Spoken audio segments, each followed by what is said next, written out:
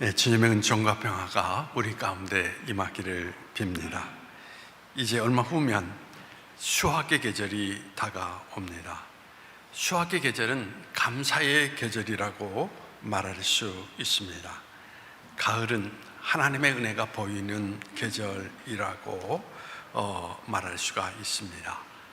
인간의 몰락은 잊지 말아야 할 것이 있는 데에서 시작된다는 것입니다. 성경에는 잊지 말라, 기억하라라고 하는 구절이 많이 나옵니다. 하지만 분주하게 사는 동안 늘 하나님과 맺은 언약을 잊곤 합니다. 내가 누구인지, 내 소명이 무엇인지, 어떻게 살아야 하는지 망각한 채 욕망의 벌판에서 방황하고 있는 우리 모습들을 발견합니다. 그래서 만든 게 종교의식이라는 것입니다. 잊지 말라라는 의미. 우리가 누리고 있는 모든 것은 하나님의 선물임을 아는 사람은 홀로 만족할 수가 없습니다. 우리가 지금 누리고 있는 것들이 다 누군가로부터 받은 선물이면 우리 또한 누군가의 선물이 되어야 하겠습니다. 대강고등학교 문경보 선생의 너는 나의 하늘이야 라는 책은 이 시대를 살아가는 사람들의 아픔이 아이들의 눈을 통해서 그려지고 있는 이야기를 담고 있습니다. 새 학기가 되어 점심시간 지원, 식사 지원 대상과 등록금을 낼 수 없는 아이들을 파악할 무렵에 선생님에게 한 통의 편지가 날아왔습니다. 그 사연은 다음과 같습니다. 선생님, 두 팔을 못 쓰는 가난한 청년과 조금 지능이 모자란 아가씨가 있었습니다. 두 사람은 서로 사랑을 냈습니다. 청년은 과이기 때문에 결혼을 반대할 사람이 없었지만 아가씨는 홀아버지가 계셔서 반대했습니다. 결국 아버지는 딸을 비교적 괜찮은 조건 집안에 서둘러서 시집을 보냈지만 전날 밤 아가씨가 인심한 사실을 알았기 때문에 그 밤에 쫓겨나게 되었습니다. 지능이 떨어지는 아가씨는 자신의 임신했다라는 사실을 어떻게 처리해야 할지 모르는 채 그냥 끌려간 것입니다. 시간이 흘러서 이 아가씨는 아들을 낳아서 이제 엄마가 되었고 아가씨의 아버지는 심근경색으로 돌아가셨습니다. 엄마가 된 아가씨는 인형에 눈을 붙이면서 겨우 생활을 이어가고 있었습니다. 10년의 세월이 흘러서 다시 그 청년이 나타났습니다. 돈도 꽤 벌어서 자기 이름으로 집 한 채를 장만하여 돌아왔습니다.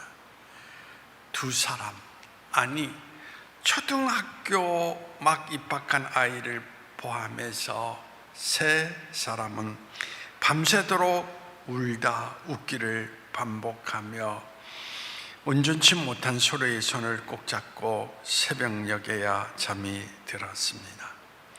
세 식구는 1년간 행복하게 살았습니다. 두 팔이 없는 아버지는 열심히 땀을 흘려서 일을 했고 지능이 떨어지는 어머니는 여전히 인형의 눈을 붙여서 아이의 미래를 꿈꾸며 행복한 시간을 보내고 있었습니다. 그런데 IMF가 터졌습니다. 그 가족은 빚더미에 올라앉게 되었습니다. 그렇게 시작한 가난은 초등학생이었던 제가 고등학교 2학년 지금까지 계속되고 있습니다. 선생님, 지금까지는 저희 가정의 이야기입니다. 선생님, 사실 저는 점심을 굶고 있습니다.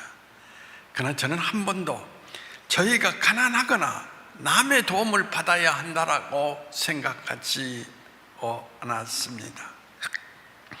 세상 무엇과도 바꿀 수 없는 사랑이라는 재산을 소유하고 계시는 부모님을 가난하다라고 인정하고 싶지 않았기 때문입니다. 현실적으로 저는 식사 지원과 등록금 문제를 스스로 해결할 수 없지만 몹시 화가 났습니다. 제 자존심 때문이 아니라 세상 누구보다도 선량하신 부모님, 누구보다 열심히 살아오신 부모님이 불쌍해서입니다. 한 고등학생이 자기 삶에 존재하는 모순을 선생님에게 전했던 것입니다. 우리는 내가 어찌해 볼 수 없는 아픔이 가득한 세상을 살면서 어디에 진정한 행복이 있는가, 정말 평안은 있는가, 정의는 있는가 고민하며 때때로 고통스러워합니다. 앞에서 말씀드린 고등학생의 이야기는 비단 그 학생만의 이야기가 아닌 오늘 무언가 완전한 것, 행복한 것, 가치 있는 것, 의미 있는 것을 찾아 방황하는 우리들의 삶의 이야기가 아닌가 생각해 봅니다. 2000년 전 예수님 앞에 나온 사람들도 굶주림과 배고픔, 갈증이 가득했습니다. 그러나 경제적인 어려움, 당장 먹고 사는 문제보다 그들을 더욱 괴롭히는 것은 행복과 너무나 거리가 먼 자신의 삶을 어떻게 받아들이고 살아야 할지, 거기에 대한 아픔과 목마름이 있었다라는 이야기인 것입니다. 어떻게 하면 연습도 반복도 없는 한평생을 행복하게 살 수 있을까? 아니, 행복하지 않아도 괜찮습니다. 불행하지 않게만 살 수 있다면 그 길이 무엇일까? 하는 의문을 가득 품고 예수님 앞에 지금 나와 있는 것입니다. 예수님은 우리를 보시고 안타깝게 여기셨습니다. 그래서 복의 바른 개념과 어떻게 사는 것이 복된 것인지 가르쳐 주기 원하셔서 팔복의 말씀을 전하셨던 것입니다. 오늘 예수님 주위에 모인 사람들처럼 삶의 갈증과 목마름을 가지고 있는 우리에게 동일한 심정과 마음을 가지고 말씀을 전해 주실 것입니다. 주님은 의에 줄이고 목마른 자는 복이 있나니 저희가 배부를 것이며 라고 말씀하셨습니다. 의로운 사람은 복이 있다, 그렇게 말씀하셨다면 우리에게 해당되는 말씀이 아니었을 것입니다. 우리 중에 아무도 의로운 사람은 없으며 또 결단코 그럴 가능성이 없기 때문인 것입니다. 자기 스스로를 의롭게 생각하는 사람이 혹 있을 수 있습니다. 또 부분적으로 그럴 수 있을 것입니다. 그러나 혼자 있을 때 내 생각까지도 아시는 하나님 앞에 도덕적으로, 윤리적으로 의롭다 할 사람이 있습니까? 없습니다. 따라서 의로운 사람이 복이 있다라고 하는 말씀은 우리에게 해당될 수 있는 말씀이 아니라는 것입니다. 주님은 이렇게 말씀하십니다. 의에 줄이고 목마른 자는 복이 있나니. 이 말씀은 내 말씀이 될 수 있다는 것을 우리에게 나타내주고 있습니다. 우리는 실패를 반복합니다. 또 넘어집니다.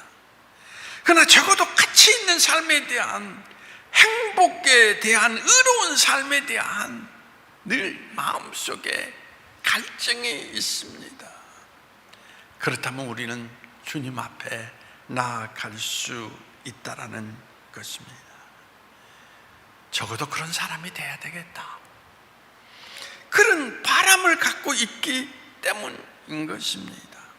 가치 있고 보람 있는 삶, 나다운 삶, 내 존재가 이유가 분명히 있는 삶, 바로 우리를 위한 말씀이 되는 것입니다.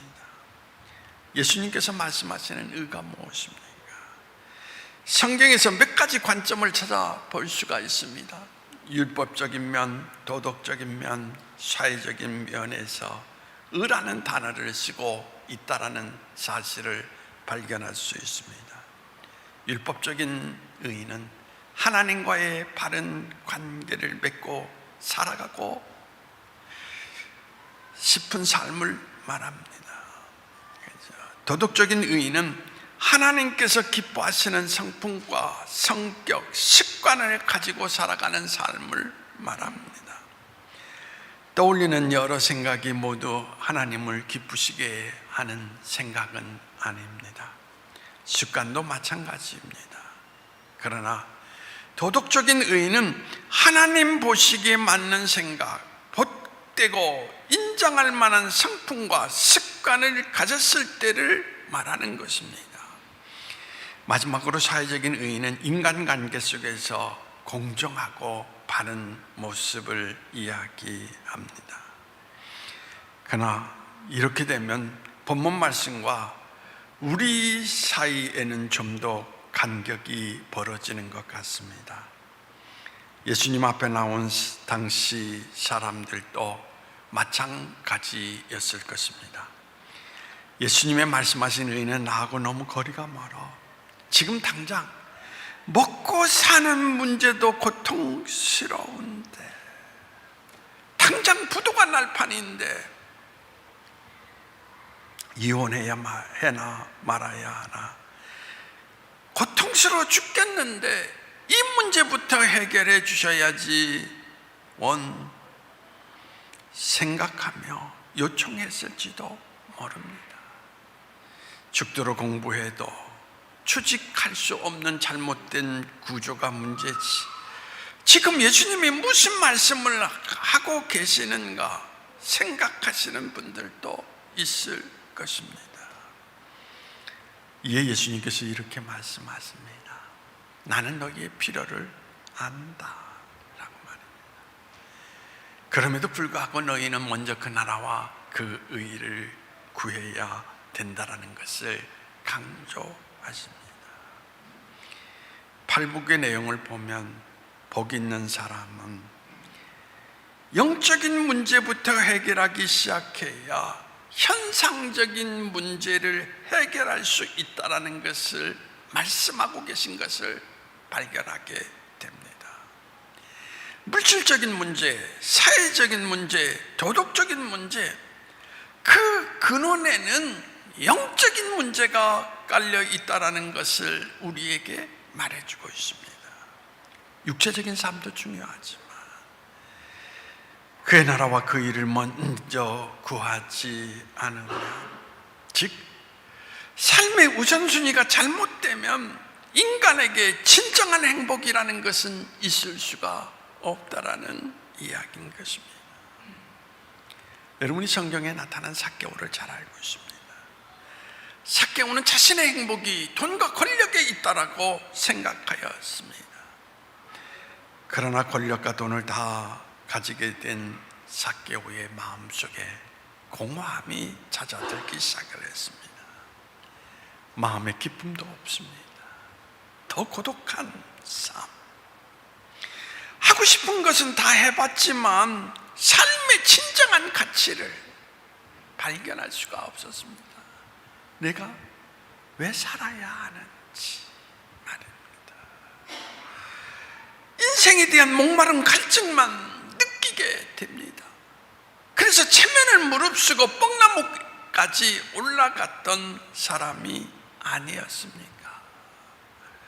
잡힐 듯 잡히지 않는 행복을 향해서 고달픈 인생을 살아가는 우리의 갈증, 오늘 저와 여러분의 모습이 아닙니까? 다윗은 시편 42편 1절 2절에서 자신의 인생의 목마름을 이렇게 말하고 있습니다. 하나님이여, 시냇물을 찾기에 갈급함같이 라고 말입니다.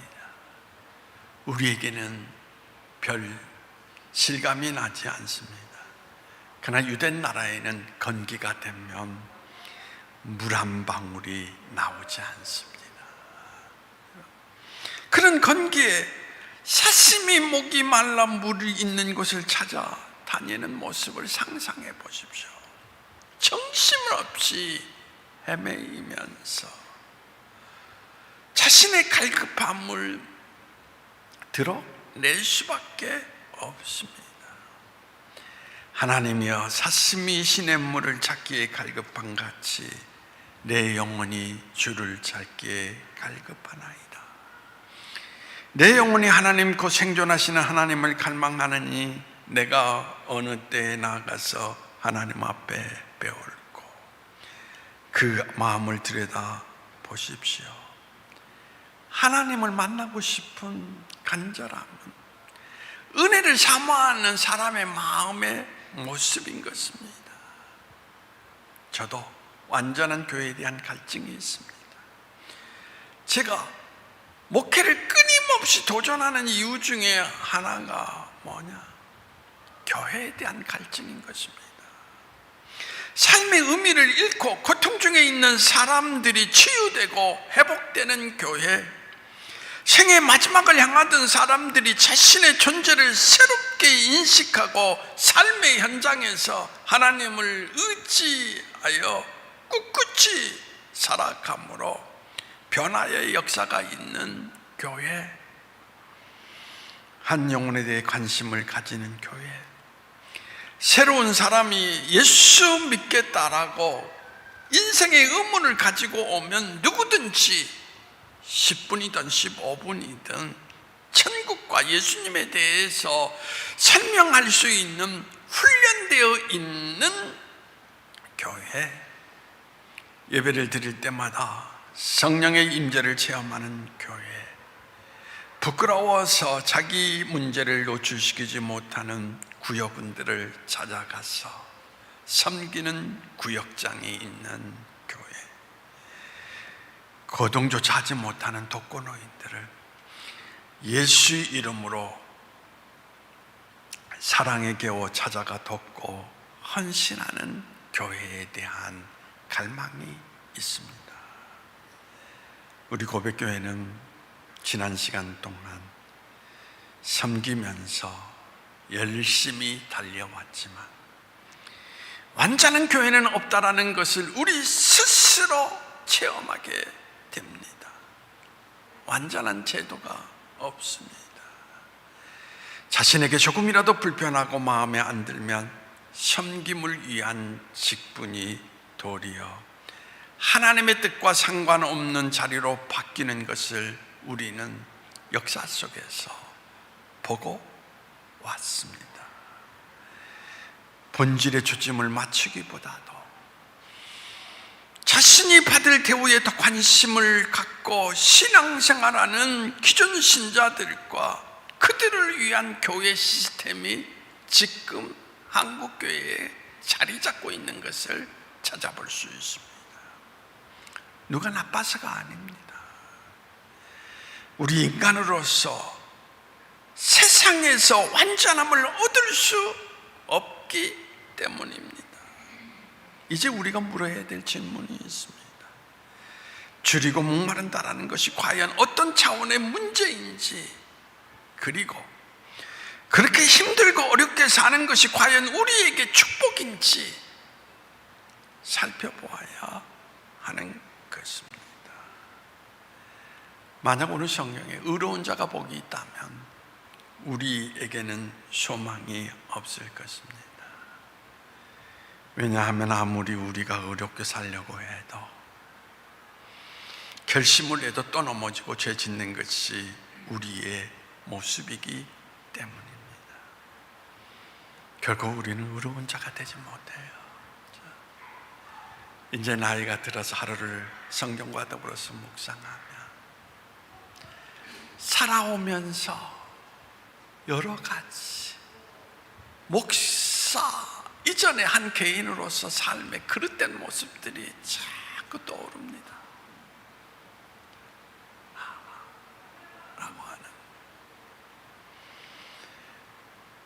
그러면서 밤잠을 이루지 못하는 날들이 많은 것을 찾아볼 수가 있습니다.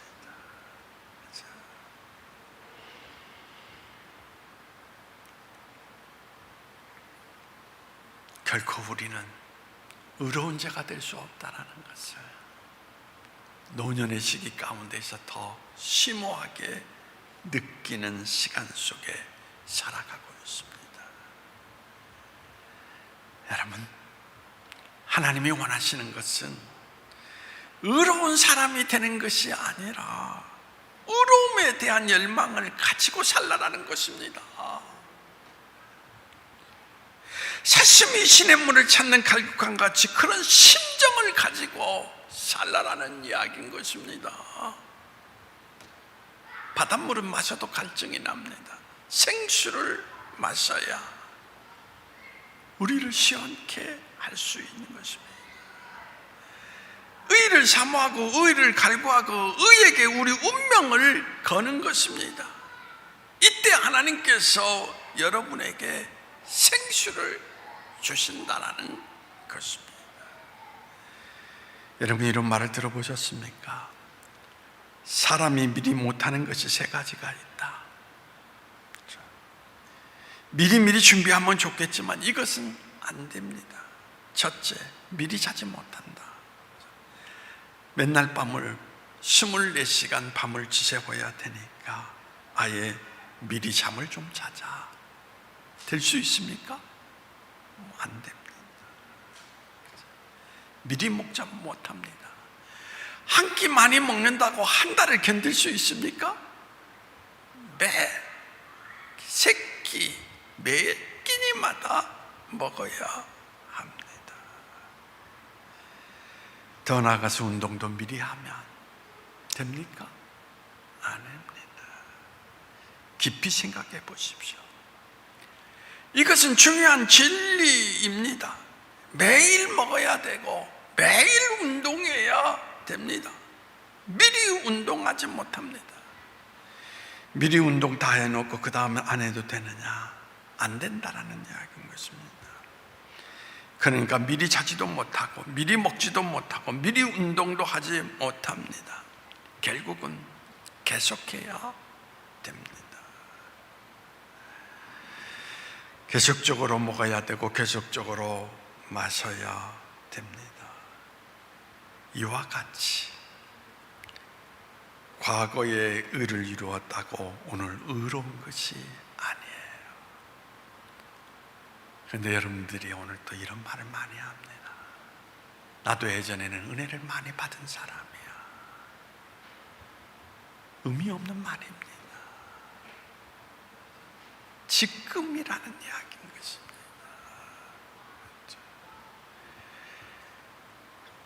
그러므로 예수님은 우리에게 목마름이라는 것은 매일 의로워지고자 하는 우리의 삶의 모습이 있어야 됨을 말해주는 것입니다. 의에 대한 목마름을 가지고 날마다 살아가야 된다라는 것입니다. 우리는 예수님을 향한 더 알기 원하는 갈증이 있어야 돼요. 하나님의 은혜를 더 사모해야 됩니다. 말씀 앞에 자주 서야 됩니다. 기도의 사람이 되어야 되는 것입니다. 제가 이제 한 40여 년을 목회를 했습니다. 성경을 다시 펴들고 다시 읽을 때마다 또 모르고 또 새롭게 느껴지는 것이 있습니다. 그런데 많은 그리스도인들이 나는 안다라고 하는 착각 속에 빠져있는, 이미 그 생명은 끝났다라고 말할 수 있습니다. 여러분, 신앙은 언제나 목마름을 가지고 살아야 된다는 것입니다. 그래서 좀 더 여러분 말씀 앞에 자주 앉아야 되고 기도의 사람으로 매일 서야 되고 라는 이야기인 것입니다. 그렇지 아니하면 그렇죠? 여러분들에게 하나님의 은혜는 더 이상 기대할 수가 없다라는 이야기인 것입니다. 목마름을 가지고 그렇죠? 하나님을 갈망할 때 하나님께서 은혜를 베푸신다는 그것을 말씀드릴 수 있다는 것입니다. 우리 장로님의 부친께서 교회에 처음 나오셨습니다. 저의 고뇌도 있습니다. 저 어르신이 과연 어떻게 하나님을 알 수 있을까? 이렇게 해볼까 저렇게 해볼까? 제가 보기에는 일찍 나오셔서 성경책을 열심히 보기도 합니다. 근데 되는 게 아니에요. 하나님을 향한 목마름이 저분 안에 있어야, 그래야 하나님께서 그 인생 가운데 다가오셔서 은혜를 베푸신다라는 이야기인 것입니다. 그래서 오늘 이러한 목마름의 모습으로 인생길을 걸어가시는 가운데 갈망하는 여러분들에게 다가오시는 예수님의 은혜가 여러분 모두에게 나타나기를 간절히 소망해 봅니다. 기도하시겠습니다. 자, 하나님, 목마름이 없는 사람은 내일의 은혜를 기대할 수 없다라는, 내일의 배부름을 만날 수가 없다라는 말씀을 하셨습니다. 하나님, 저희 모두에게 목마름의 복을 허락하여 주시어서 목마름 속에서 주님의 은혜를 다할 수 있는 우리 인생이 될 수 있도록 주님께서 저희를 인도해 주시기를 원하오며 나세른 예수님의 이름으로 기도하옵나이다.